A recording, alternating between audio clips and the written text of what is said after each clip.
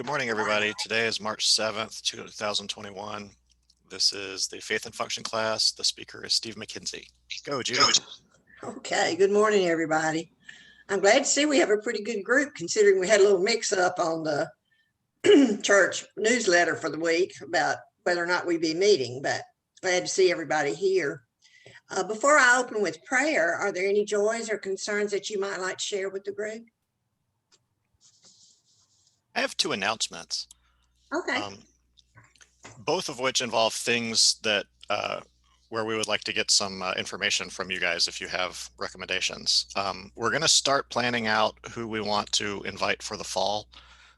Many of our regular friends we will surely contact again, including Steve McKenzie, who we are referring to in the third person for the purpose of this announcement. I don't know why, but I'm sure we'll ask you to come back.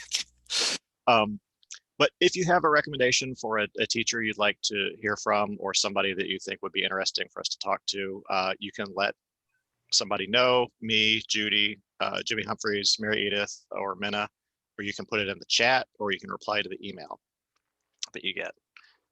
Similarly, David Powers is going to stop by and visit us at the beginning of class on March 21st. And then Sarah Dorian Christian is going to teach the class. But the transition committee has asked if you have any questions that you would like to ask Reverend Powers, if you could submit them in advance. So you can put them in the chat, or you can reply to any of us. So those two things. And there's a little black box announcement in the email that talks about that too. Anyway, that's it. Okay, well, let us pray. Loving God, we thank you this morning for all your gifts to us, and especially for this beautiful morning and for the advent of spring. We are grateful, too, for the opportunity to gather together and study and learn from your word. We thank you for the instruction provided by our teacher, Steve McKenzie, and we ask for open and receptive minds that we may gain from all that he has to teach us. Also, dear Lord, we remember before you this morning those of our class and others who are precious to us, who require your comfort, healing, and care.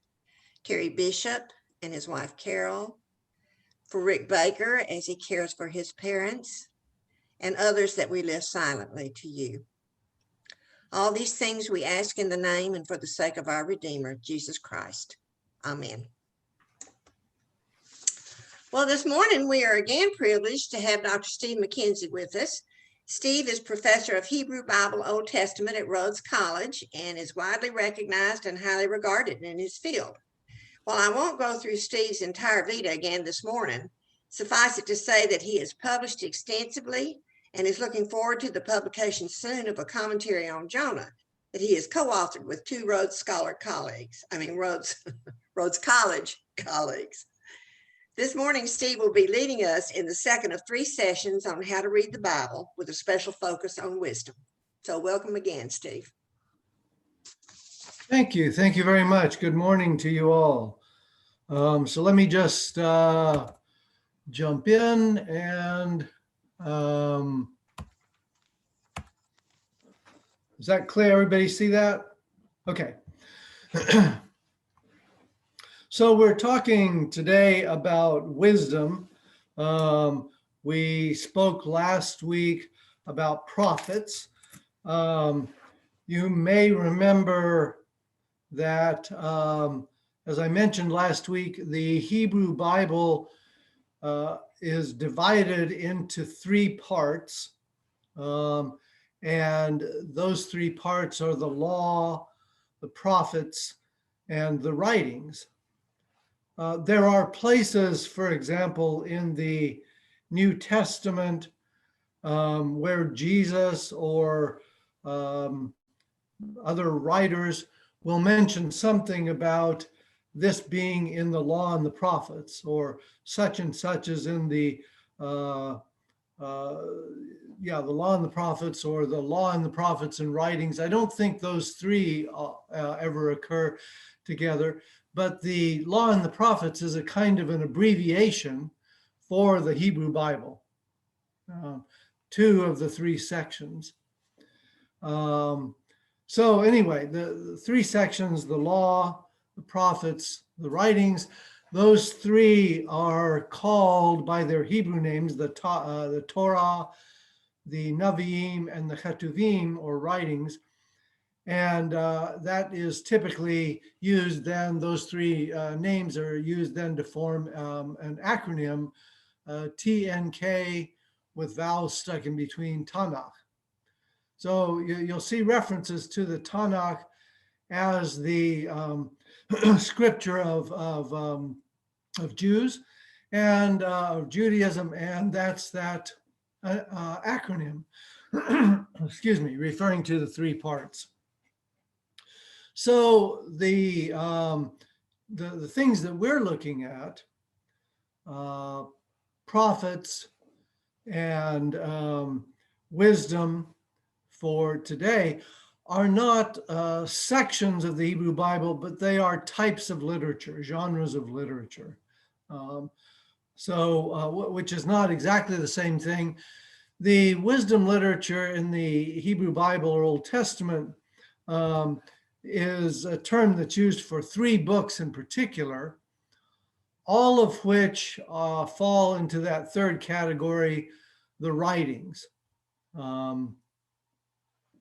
That is not necessarily coincidence. These books don't fit under the category of law, nor do they fit into the category of prophets, but they are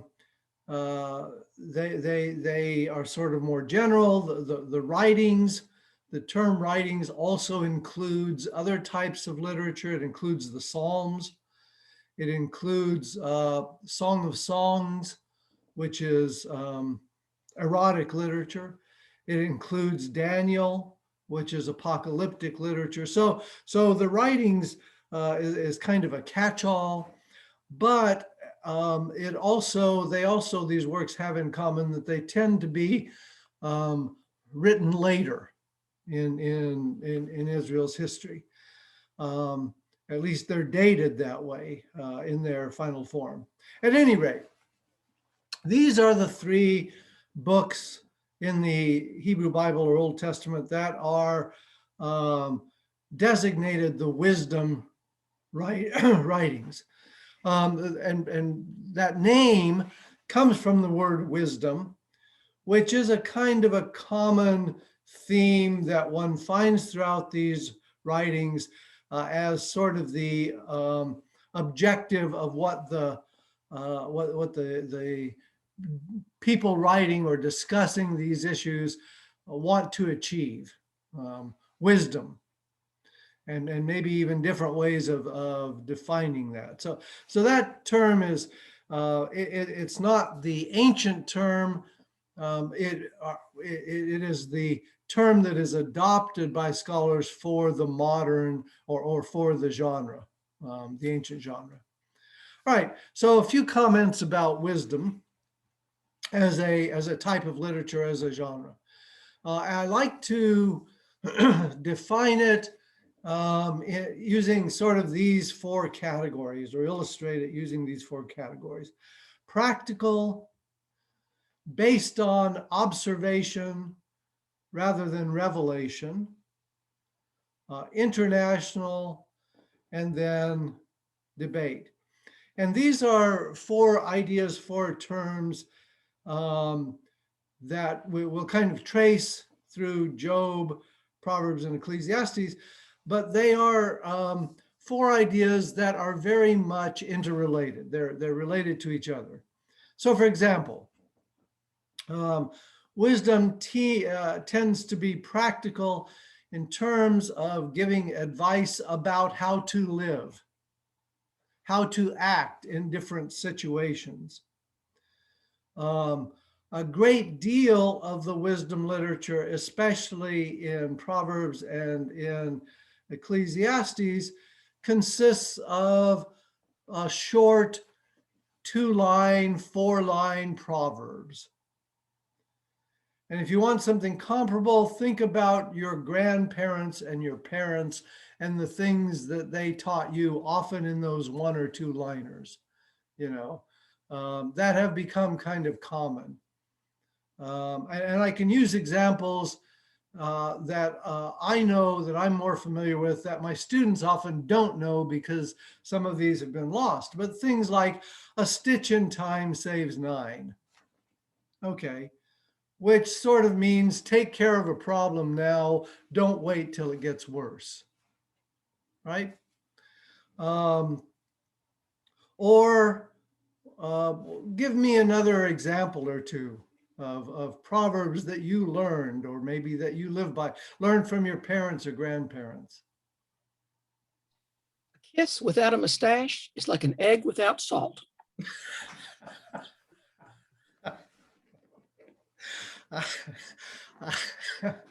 I've never heard that one. But It was my grandmother.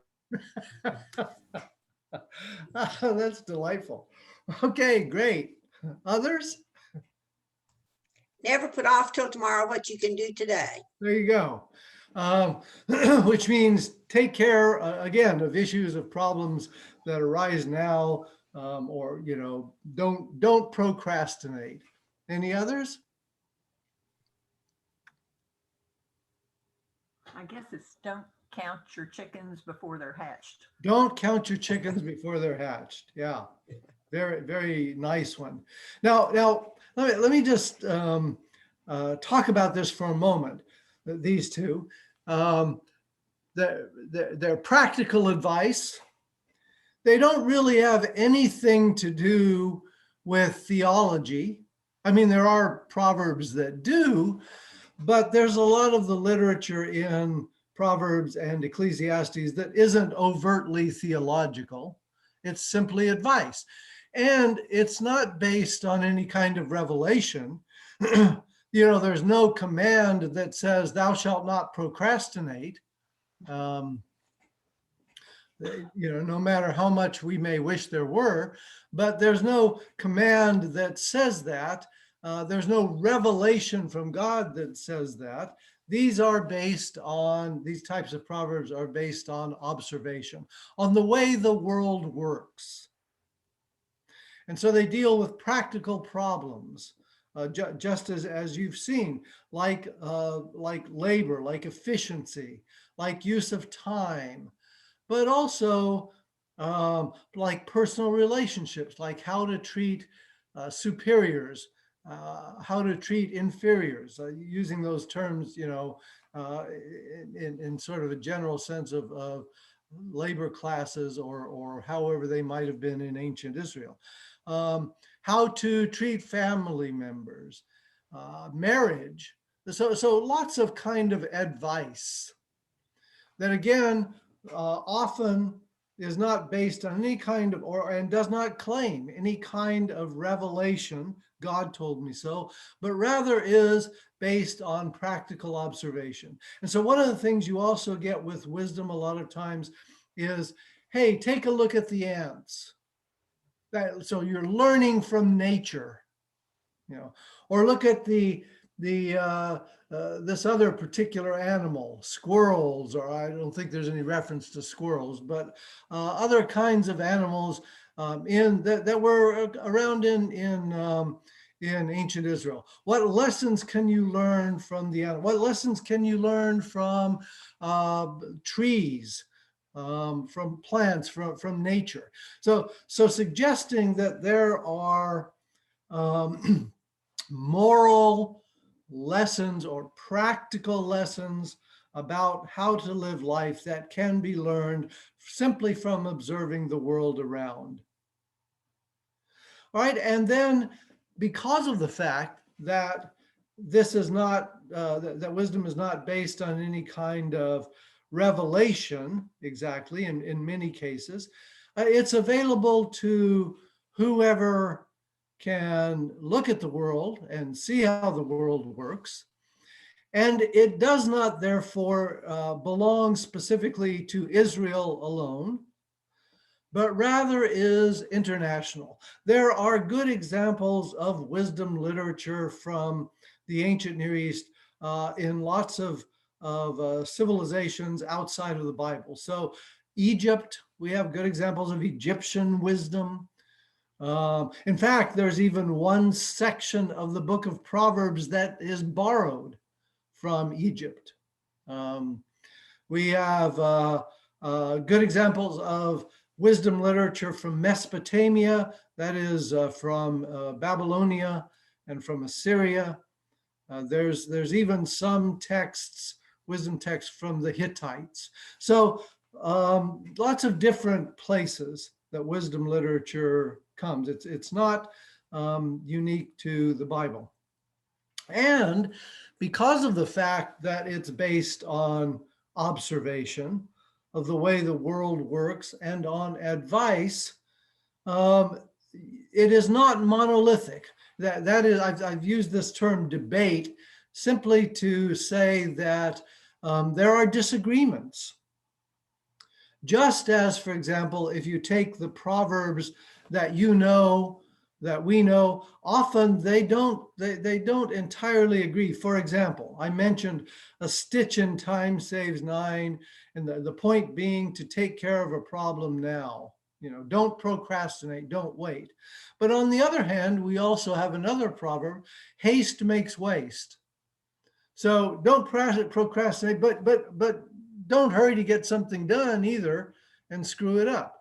Those are, maybe you can think of them in different ways. They're two sides of the same coin, but they're not in total absolute agreement. There's some tension between them. And you could come up with even better examples of Proverbs that don't agree, because again, there's no single sort of revelation or no single basis of authority. These are based on observations of life and how the world works, and their observations from different people. So there are disagreements, there are debates. The biblical examples, Job, Proverbs, and Ecclesiastes, do not speak with a single voice, really on any particular issue. So that's what we'll turn to and look at. We're just going to spend the rest of our time basically looking at these 3 books and kind of giving you an overview of how they work. But in terms of how to read the Bible, which is kind of the overarching theme here, the point that I would try to make about reading wisdom is, again, don't expect a single voice. Recognize that these are ideas, that these are suggestions in a lot of cases about how the world works, about how to live a practical life. Many cases they may be helpful, but you may also find that in other situations, different advice is needed. Okay, so think of it that way. All right, Job. Job is a book that deals with a large question, and it's really the second question here.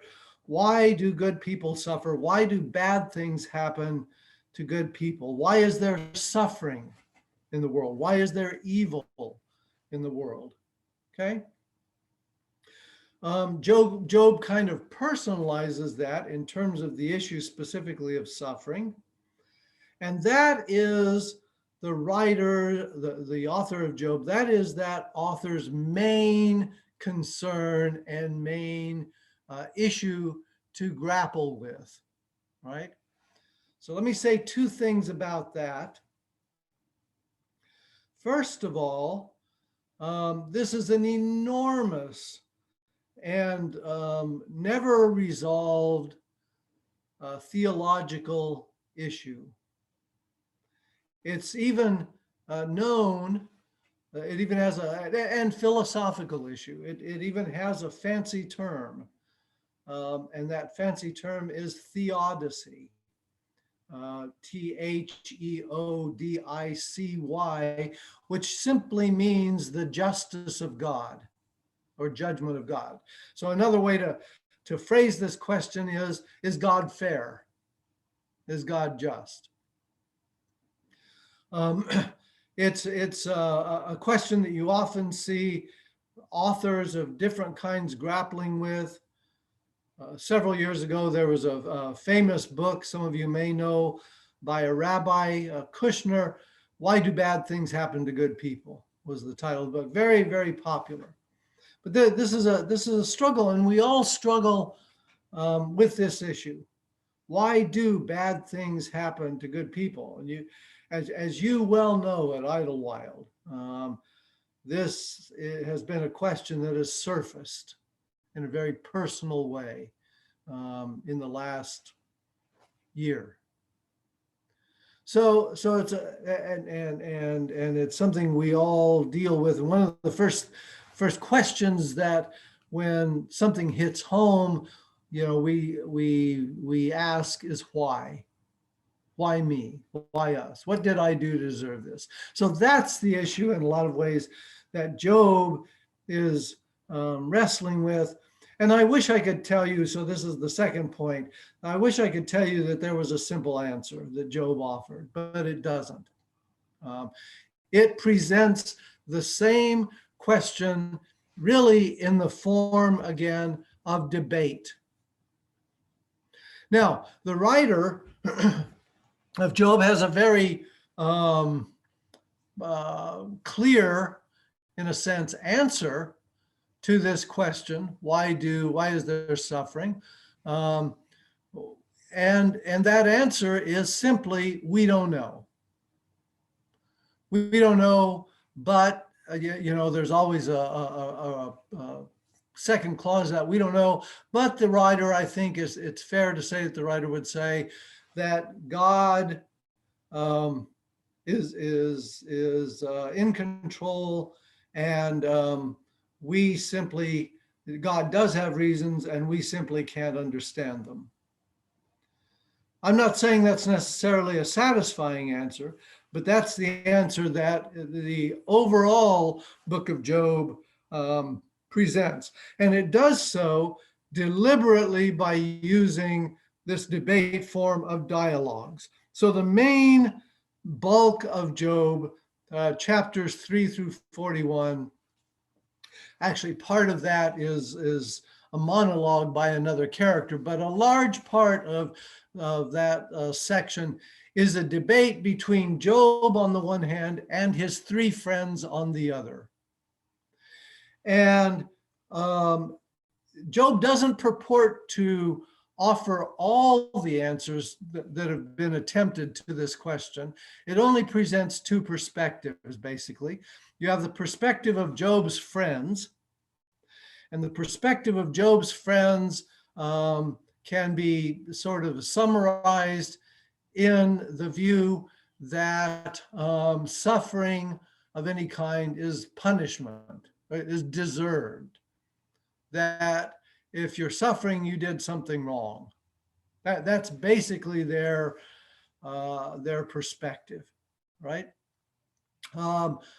Job is arguing from a very personal point of view that that he did nothing wrong, that it is not that's not the answer, that answer doesn't work. Now, Job takes it in some interesting ways.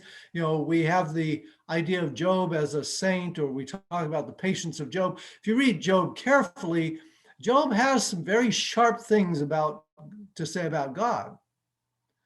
For one thing, Job buys what his friends, their perspective, he buys it to a certain extent. Because what he says is, I know I haven't done anything wrong, therefore God's being unfair to me. You see, so he kind of buys their perspective a little bit. It's just that his argument is that he hasn't done anything wrong. And at the end of the book, after God speaks to Job and kind of reprimands him a little bit and says, you've gotten in over your head, you've spoken things you don't comprehend, then Job kind of confesses and repents. And here you have, I think, the writer's overall perspective that that Job says, well, I don't get it. I know I didn't do anything wrong, but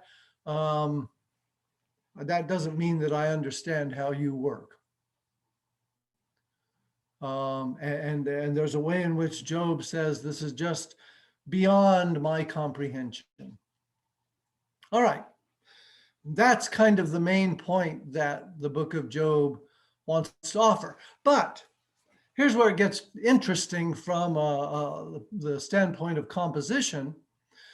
And that is, not only do we have the debate between Job and his friends, but the larger outline of the book kind of presents an interesting debate as well. And that is because the author of Job, who was interested in presenting this debate here, used what appears to be an older story in chapters 1 and 2, and then the very end of the book, the last like 10 verses, uses what was an older kind of folk tale that really deals with a totally different question in some ways. And the question that it deals with is not so much suffering per se, but the question of why should a person serve God? And so if you look real quickly at the prologue and epilogue of Job, you have Job presented initially in chapter 1 as this really perfect person, who ethically, morally, and so on, who is also very wealthy. And so then you have a convening of the divine council, which includes a figure that the most English translations translate as a proper name, Satan, which is inaccurate. The Hebrew there has consistently the definite article. It's not the Satan, or not Satan, it is the Satan. And Satan is a noun in Hebrew that means enemy or adversary. Or it probably has the sense here of something like what we might think of as prosecuting attorney. Something along those lines. And his job, as he describes it, is to go around looking for people to accuse before God. And he is a member of this council. And so they meet, and God says, Yahweh says, well, what have you all been up to? What have you been up to, accuser? And he says, wandering around looking for people to accuse. And God says, God is the one who starts the whole thing. God says, have you considered Job, who is perfect? And the accuser says, there's a reason why he's so devoted to you, why he serves you, and that's because you've made him rich.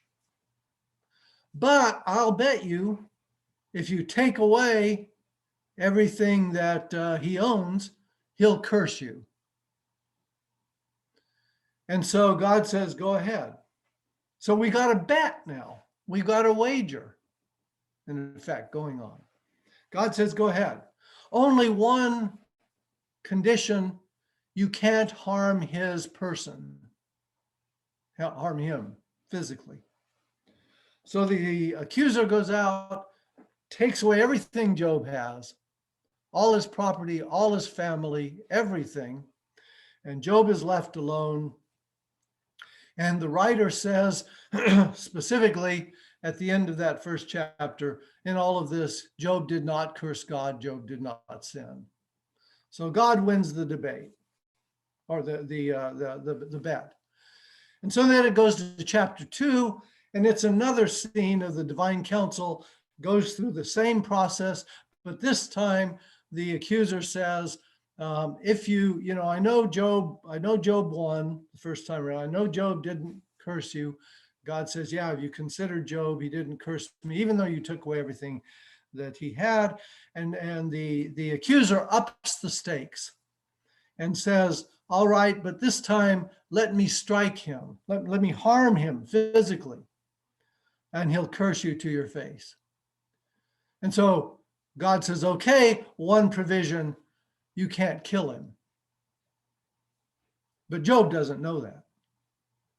So the accuser goes out, this time afflicts Job with horrible diseases, physical condition, even to the point that Job's wife comes to him and says, why don't you just curse God and die? Not because she's a bad person, but because she's overwhelmed by Job's misery. And what she's basically saying is, why don't you just get it over with? Stop your suffering. And Job says no. And again, at the end of chapter 2, it says, in all of this, Job did not curse God with his lips. And I think that means, again, Job proved that the reason that he serves God is because it's the right thing to do, and not because he's rewarded. And so since Job has demonstrated that, it makes perfect sense now to jump to the very end of the story, which is at the prologue. I'm sorry, in the epilogue, the very last 10 verses. And here God restores Job, gives him back everything, which makes perfect sense because Job has proven that the reason that he serves God is not because of reward, but because it's the right thing to do. But when you put those two parts together, when you use that dialogue or you use the older folktale as kind of the bedding for the dialogue, you create a tension at the end of the story. Because the point of the book as a whole is that we don't know why people suffer, but it's not a system of reward and punishment. It doesn't work that way. But when you embed that in the prologue and the epilogue, and you get to the end, and Job is rewarded, it looks like he's being rewarded because he maintained faithfulness, which counteracts the whole point of the book in some ways, that it's not a system of reward and punishment. So the way I like to look at it is that by doing that, the author creates a tension. I don't know whether that was deliberate or not, but creates a tension. And in that tension, the debate of the book of Job continues about why suffering really exists. Okay. Steve? Yes, please. Another leader who has come to our group has told us in the past that that epilogue may have been an ad centuries later by certain rabbinic scholars who didn't like the way it ended. They wanted the reward. Interesting idea. I think it goes well. I mean, one of the things that it has in common with the prologue is they're both in prose. Now, the prose starts a little earlier than the last 10 verses, but they're both in prose. They have some other features that suggest that they're originally part of the same story. So I would tend, I think, to see, now I do think that it's a later addition to the, a subsequent, in some ways, addition to the story.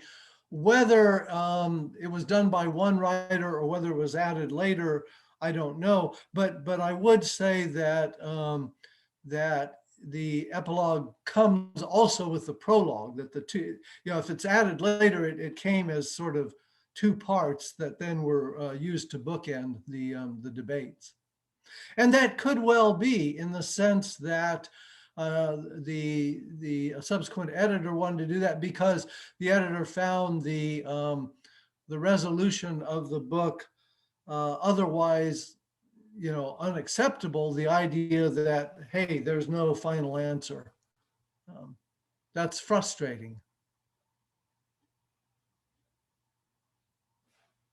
Yeah, please, Mina. This kind of brings out something that has bothered me all my adult Christian life.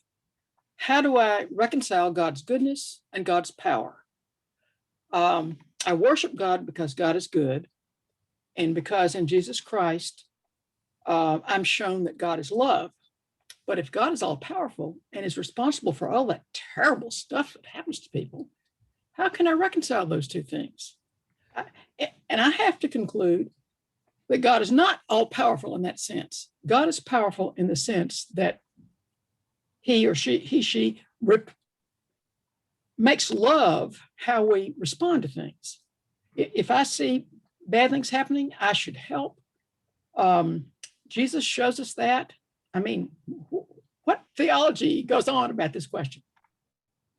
Thank you for that, Mina. Well, what you've just identified is exactly the problem of theodicy, kind of in its largest or larger perspective, even outside of Job. And that is, it is a problem of trying to reconcile those two ideas of God as all good and God as all powerful.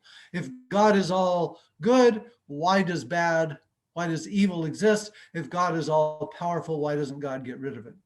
And by the way, the term evil, as it's used, especially in the Hebrew Bible, isn't only moral evil, sin, it's also suffering. It also includes that idea of suffering, of what we often would call, ironically, an act of God. A tornado, an earthquake, some disaster of that nature.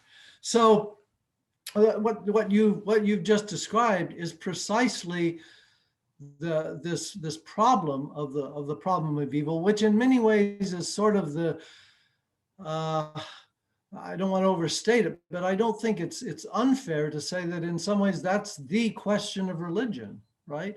In some ways. And the usual, and your response is interesting because it is one of the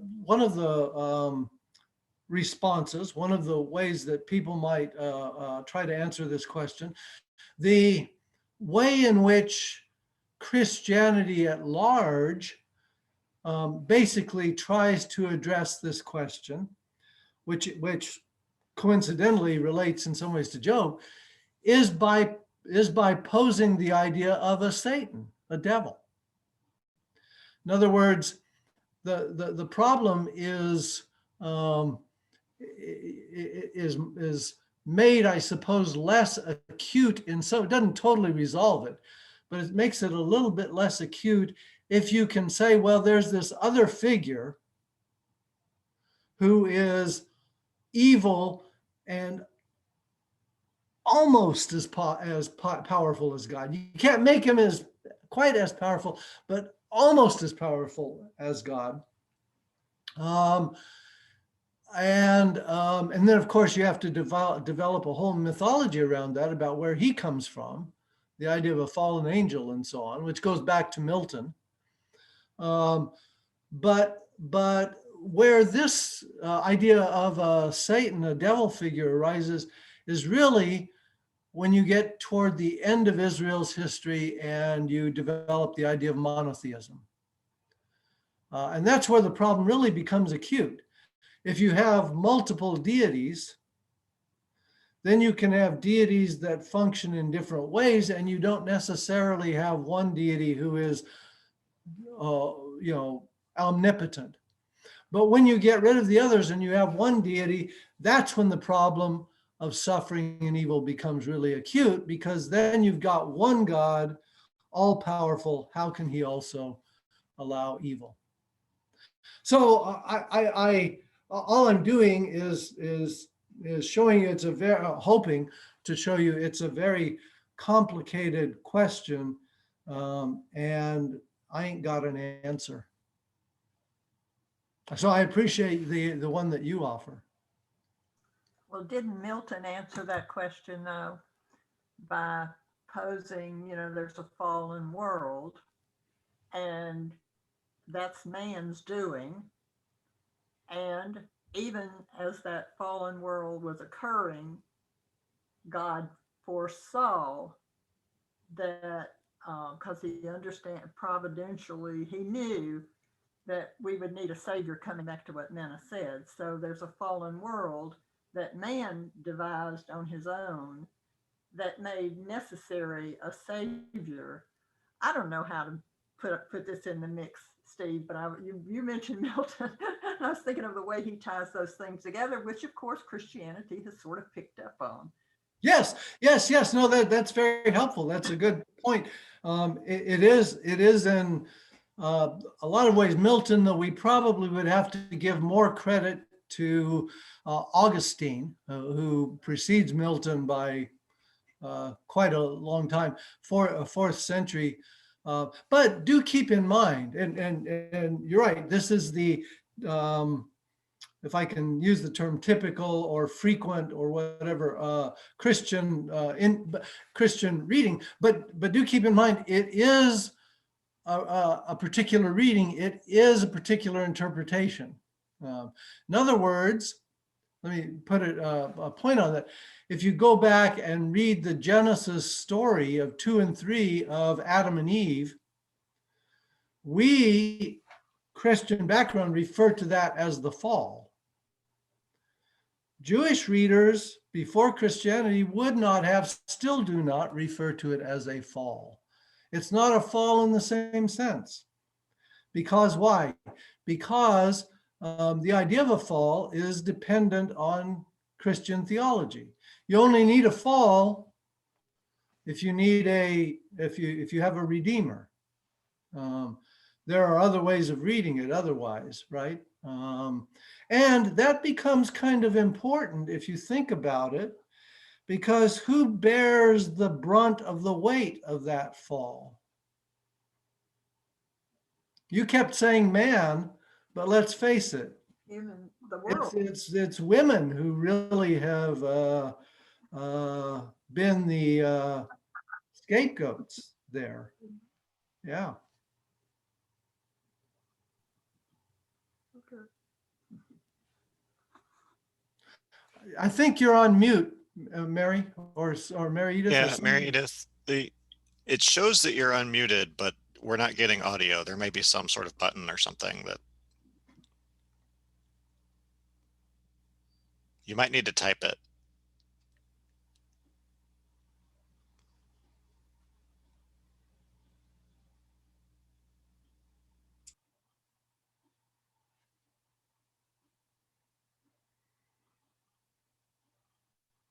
Can't hear.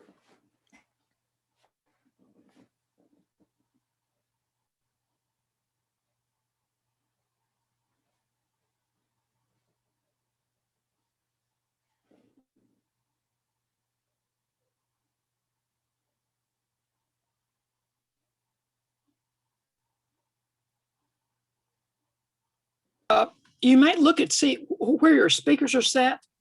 Where is your speaker set? Is it set?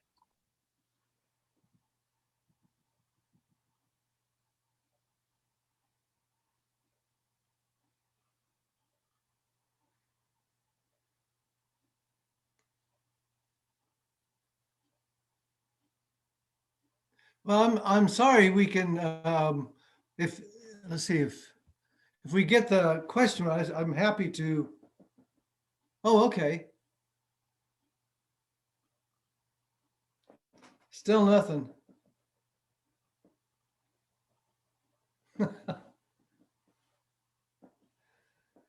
You can type a comment or question in the chat if you like. We can see if we can address it that way. If I could say something, I have now put earphones into my speaker. And so I either have to choose speaker or choose earphones. Have you by any chance chosen earphones?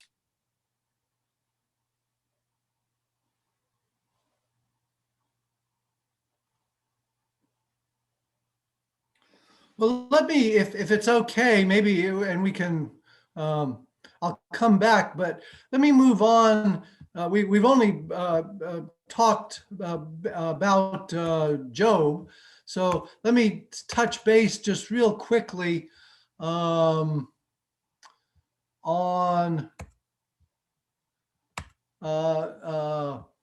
Proverbs and Ecclesiastes.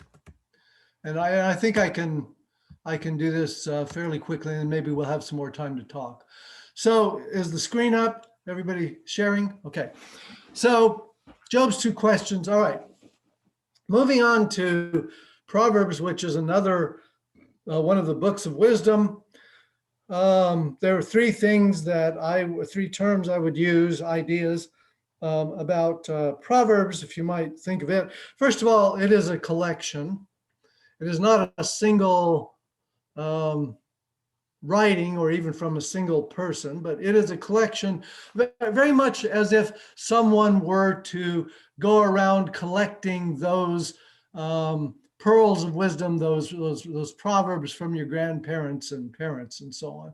Someone were to put together a whole collection of those, or you can imagine various collections that might even be brought together. That's what Proverbs is. We'll say more about that in a moment.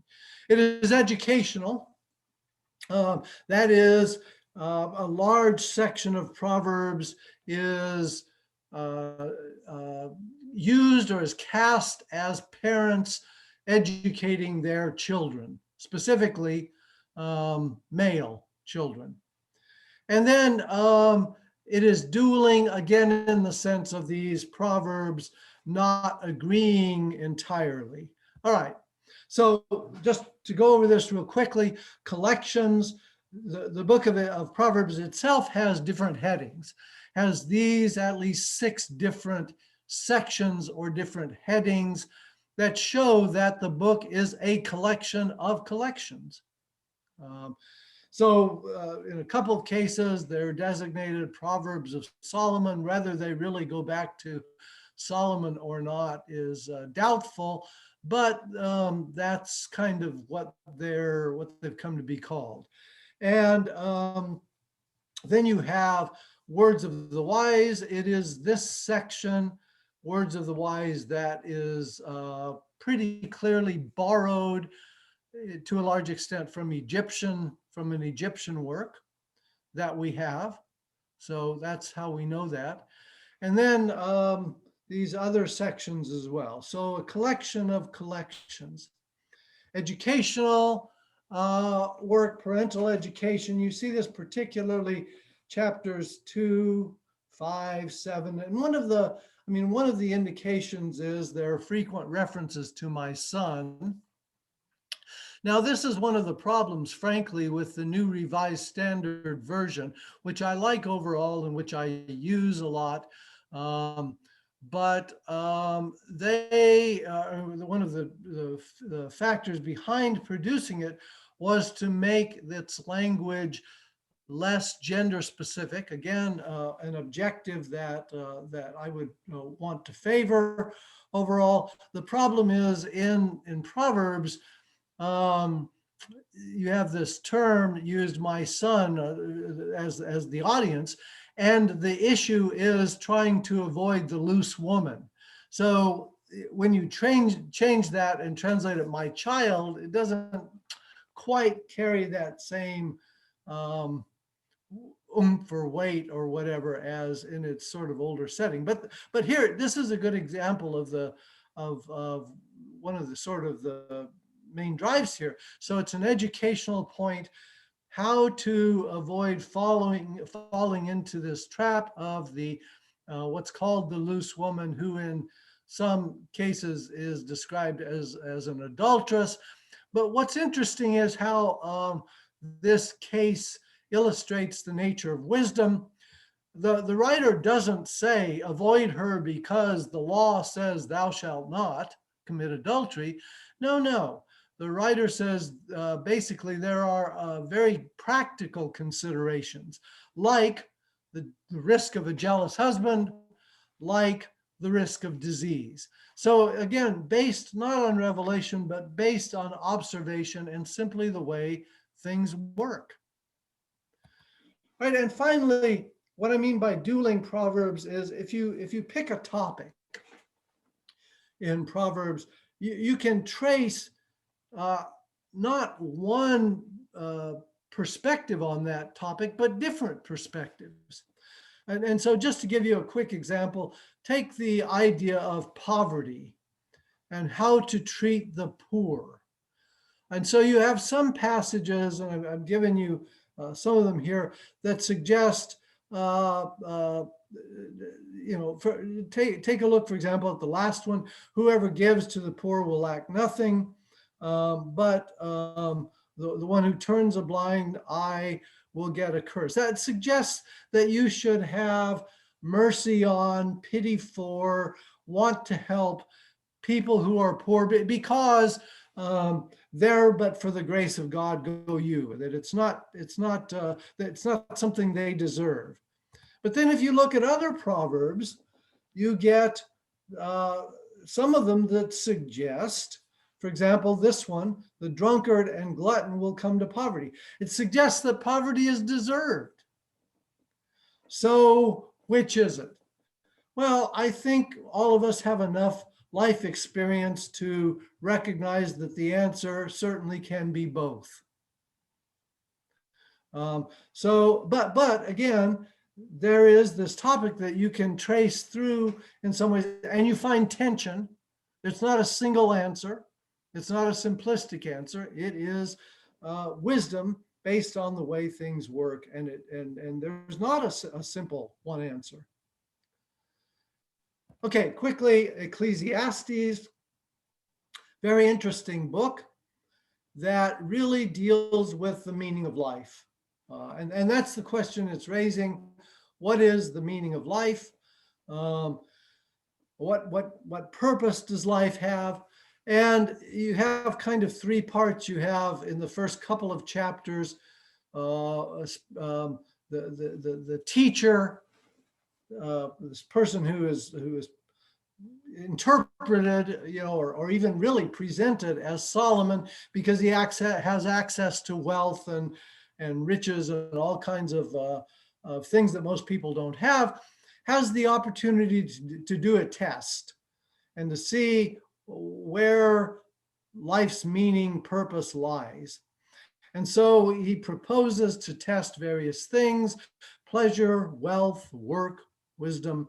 And the answer, which is given actually, at the beginning, before he goes into the details, is that there is no purpose to life, that there is no meaning to life, that everything that is done is vanity of vanities. And that word vanity really means meaninglessness, emptiness, nothingness, that there is no meaning to life. All right? And that, in effect, is the bulk of Ecclesiastes. But, and go back to Rick's question of a moment ago, it's exactly the same perspective that he was suggesting for the end of Job. Somebody has come along, or the writer himself or themselves, is kind of, maybe the writer is moody, or maybe you have different authors, but somebody has come along and tried to redeem Ecclesiastes, because the idea that life is meaningless is unacceptable. And so the writer has put in a series, or a writer has put in a series of passages about God being involved, God judging, that it's not just empty, that there is some kind of purpose, and that it's not just that you live, you die, and that's it. That there is something beyond that. This is perhaps the most famous one at the very end of the book. The end of the matter, all has been heard. Fear God, keep his commandments. That's the duty of human beings. Okay? So trying to find a redeeming message in this, and to instill it into this really kind of what is at work, at base, a pessimistic work. Okay.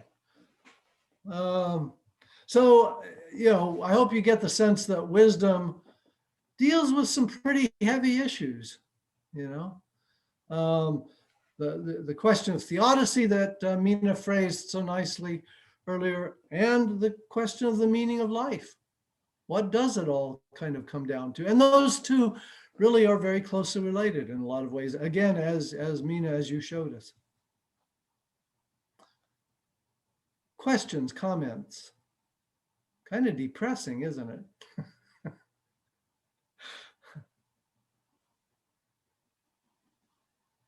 If I could say something you said at the beginning of our lesson, you were talking about the law and the prophets. Yes. And the wisdom is separate from that. And the way that I mostly remember that is when Jesus was asked, "Teacher, what is the greatest commandment?" The greatest commandment is to love God with all your heart and soul and mind, and your neighbor as yourself. On these two commandments hang all the law and the prophets. So that is something that I have taken to try to live by, because it seems to me that Jesus kind of grabbed out at that stuff we're supposed to know, and those are the two. Good.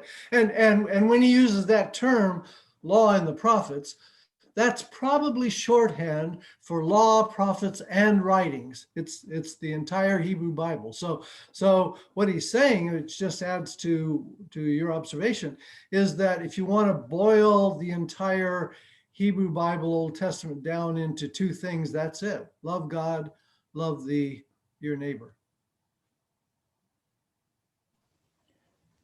But Steve, is there a hierarchy and within the rabbinic thought of priority between the Torah and the prophets and wisdom? Yeah, there's a kind of an implicit hierarchy there because, and it's in sort of those three categories. The Torah is sort of the most highly revered, most sacred. When you go to a synagogue, they'll have the ark that has the Torah in it, and so on. So it's the most sacred, and then kind of the others, writings or prophets and writings are in some ways seen as distilling out of that or interpreting that. And then in Judaism, you also have the idea that all of that, all of the Tanakh is written law, but you also have oral law, which basically boils down to even later rabbinic discussions and debates about the meaning of the Torah and the other works. So yeah, you have a very interesting sort of hierarchy, but also a very interesting idea of, in some ways, that revelation, I suppose you could say, continuing.